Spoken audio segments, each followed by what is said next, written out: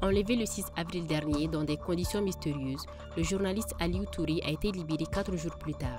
Il a fait sa première apparition publique le 11 avril lors d'une conférence de presse animée par la cellule de crise mise en place par les organisations professionnelles de la presse.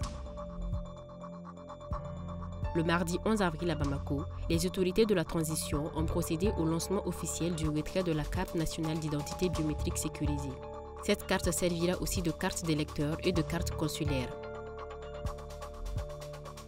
Le jeudi 13 avril, aux environs de 4 heures du matin, le poste de contrôle de Eremakono, à la frontière avec le Burkina Faso, a été la cible d'une attaque terroriste qui a fait au moins 2 morts.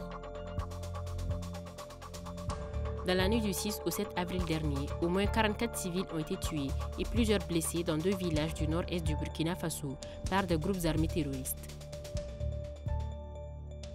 Le 11 avril, la douane burkinabé a annoncé avoir saisi, avec l'appui de la police, des faux billets d'une valeur de plus d'1 million de dollars, 56 faux lingots d'or, des galons de l'armée de l'air, des appareils de communication et autres objets.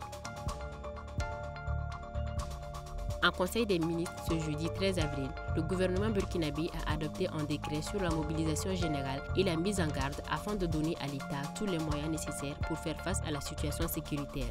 Selon les comptes rendus, il s'agit de donner un cadre juridique légal à l'ensemble des actions à mettre en œuvre dans le cadre de la lutte contre le terrorisme.